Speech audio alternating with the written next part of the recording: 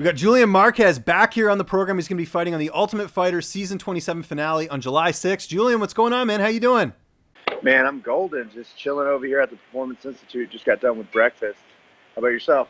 I'm doing very well. I just talked to John Anik. I was had him on the Industry podcast, so that was pretty cool. But I'm happy to talk to you, man. It's been a while since we've seen you in the cage, but I follow you on social media. You are everywhere, man, whether it's doing dance lessons or you're, doing like a fundraiser at a charity event.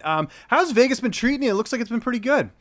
Yeah, Vegas is amazing, man. Man, I couldn't be blessed with more of a better situation. I have a bunch of people that live out here that just contact me to do a bunch of just random different things, and I'm always a yes person when it comes to that. So I've been to a couple of high school award ceremonies. I've been to a couple of charity events, and then as you saw, I love going to dance. I got to get my mind off of fighting, so that's something I've been working on this whole camp.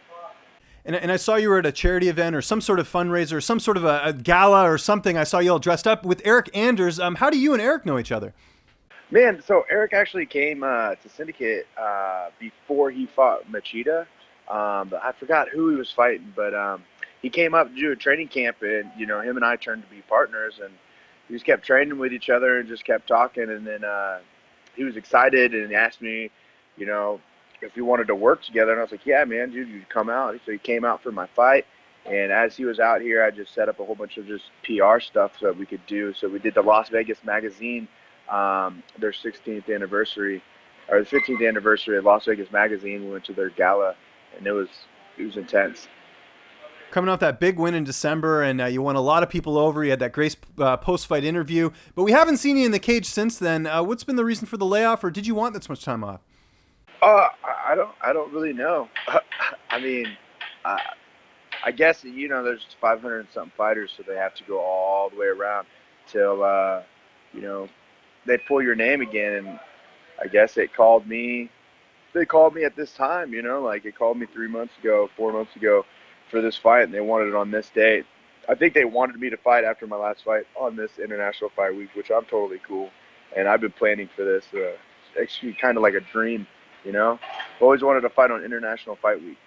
No, for sure. It's obviously a big deal, but I got to be honest, I'm a little surprised just because I can understand if your last fight, was a decision, you barely won, whatever, but you got a highlight reel win in your last fight. Everyone was all about you. I saw you doing all the, the radio and all this media after. Like, you had this huge momentum, and I feel like, the UFC probably would have booked you right away. So I don't know. Were you surprised at all that something didn't happen? No, not really, because I did break my nose, so it took a while for that. It took at least a month. So I had a suspension on that. And then I was still in the gym, after that month was over. I kept just training and doing stuff, staying ready to when they call. And, they tried to book me on a short notice one against Alessio over there in Atlantic City. But I was just unable to do it. I had family obligations to take care of, so I couldn't do that one. And plus it was a shorter camp. I wasn't ready for a shorter camp. I wanted a big, a nice camp, you know what I mean? Something that you put together, you have fun, you prepare for it. My opponent prepares for it, because I do believe like each fighter brings a different fighter out of you. And if he's not ready for me, then it will just not be as an intense matchup that is we've had this long of time knowing about each other that will stylistically match up very, very well. And let's talk about your opponent, Alessio Di Chirico. He obviously has that 11-2 record. How do you feel like you match up against him? Man, I think we're great. Honestly, I feel like he's going to want to take me down. I don't feel like he wants to stand up with me. And it's just how when I spar people or fight people, everybody wants to take me down, which is okay, man. Like, let's go. Like, if you want to take it to the ground, we can go to the ground. If you want to stand up, we can stand up. I'm here to have fun. I'm here to put all my time and effort that I put into training into 15 minutes. You know what I mean? Months and months of training, years of my life of training, Put it in for 15 minutes. So him and I, man, stylistically, we match up perfectly. Because he's going to go out there and he's going to bring everything he has, and I'm going to dish it right back to him. And I know he doesn't train with you guys anymore, but Eric Spicely, who I know you've trained with a bunch at Syndicate, he fought Alessio. Did you pick his brain at all for this matchup? No, because Eric had his match coming up with Darren Stewart at the time, so I didn't really want to bug him. I wanted him to focus on his stuff, and we sat there and talked to each other, and I don't know. I just don't. I guess I don't worry about my opponent like that. I have coaches that sit there and they'll do all the investigation. They'll do all that. I'm just here to fight. They'll tell me, hey, let's do this. Your opponent has this type of deal. But to be honest, I don't worry about what his strengths are or his weaknesses. I worry about my strengths and better my weaknesses because if I can't beat myself, then neither can he. And of course, you're live on location right now at the UFC PI, and a lot of fighters I've seen are moving down to Vegas now and taking advantage of that. As far as training partners outside of his syndicate, who are some of the guys you get to train with? I actually just been jumping around. I've been up to Extreme Couture a few times and trained with Yeah, Brad because I did Tavares. that interview with Brad Tavares, and you were there. That was kind of cool. Yeah. So I've done some training with them. So right now, man, luckily Vegas is blessed with some high-level 85ers. And I don't know why. There's a lot of 85ers that keep coming through the UFC Performance Institute. So, training, since we have two locations, I train with Syndicate and I'll train over Extreme.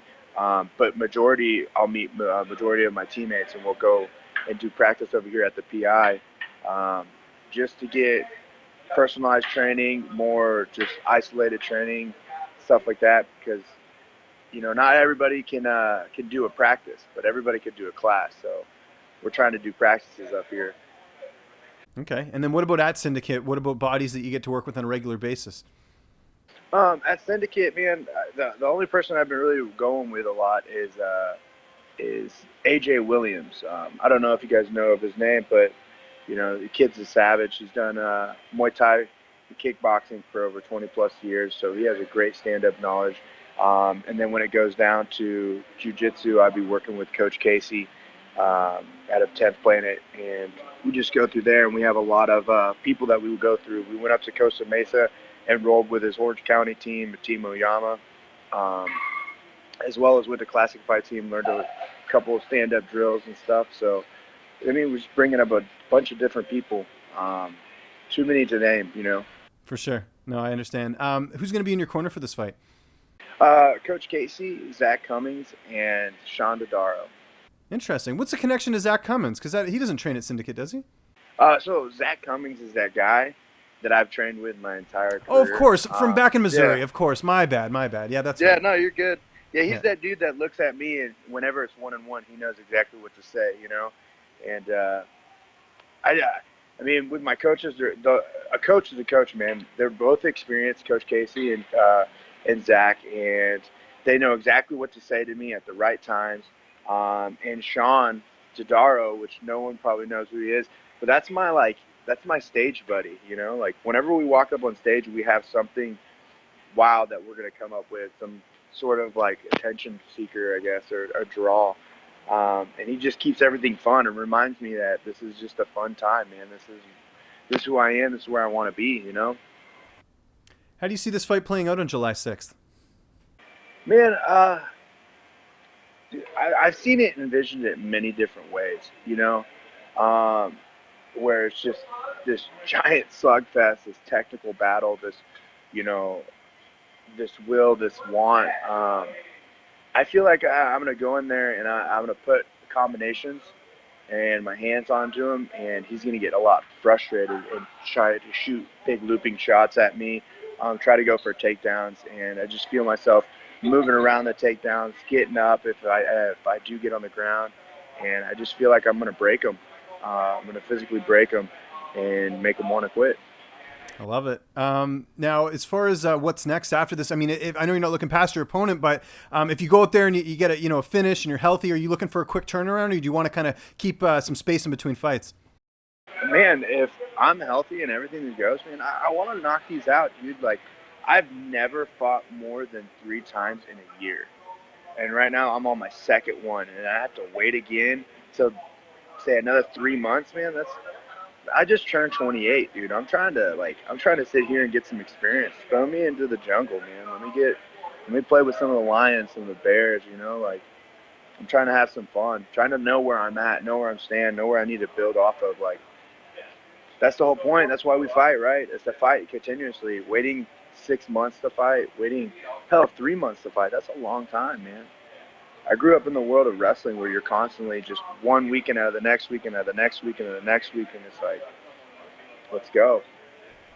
We talked about a lot in this interview about opportunities outside of the cage, and one thing I wanted to ask you that I don't think I've asked you before is pro wrestling something you'd ever look into maybe after your career's done? Because you've got the whole Cuban Missile Crisis thing, the nickname, the Cuban Missile, and you got a good personality, and obviously you're trying new things. Pro wrestling seems like something that would be right up your alley.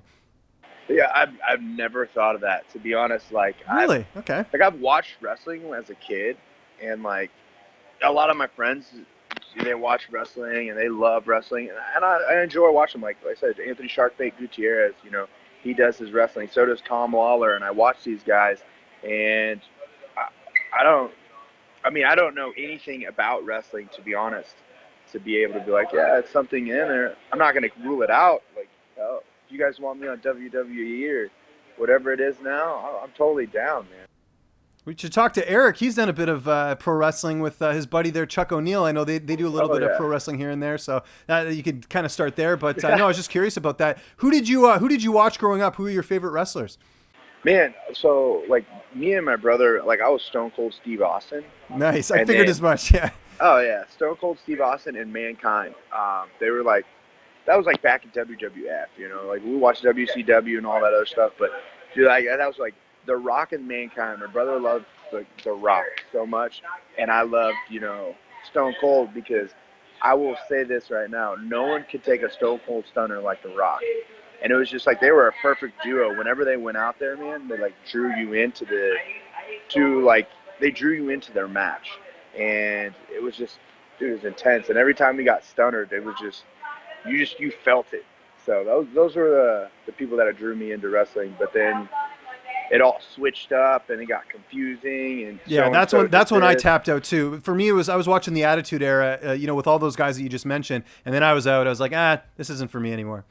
Yeah, it got to the point where like I started focusing on wrestling myself. I asked my dad to put me in wrestling, and I thought it was like WWE. I thought I was be jumping off the ropes, doing backflips and stuff. And then I went in there and some kid hip tossed me on my first day of practice, and I was like, oh, this is what it's not about. wrestling. Yeah. You can't kick somebody in the stomach and stunner them. So yeah, by the way, that's the story of how I started wrestling and why. Excellent. Well, it's going to be an awesome fight. It's the Ultimate Fighter 27 finale coming up here July 6th. Julian, it's always good talking to you, man. Always so positive. Just remind people where they can get a hold of you on social media, and if you have any sponsors or shout-outs, the floor is yours. Sweet. So, guys, all my social media platforms is J Marquez at MMA. Why'd I say it like that? But it's J Marquez MMA. Follow me on Twitter, Snapchat, Instagram. I'm always open to new ideas, so if you tweet me or anything, tell me something to do. I tried dance because someone brought it up, so I'm open to that. I'd like to thank True Rest Las Vegas. It's a deprivation float therapy that has been helping me out with my mental game and my positivity out a lot. I love and shout out to 10th Planet Las Vegas and Coach Casey for always being there for me. The PI, everybody in the recovery room, Bobby, I appreciate you helping me out a lot. Everyone in the Performance Institute cafeteria, man. They make my meals every day, and they're amazing people. So, as well as Matt Crowley, Bo, Duncan, just everybody, Tanner. Love you all. So, thank you guys very much, and we'll see you guys here July 6th.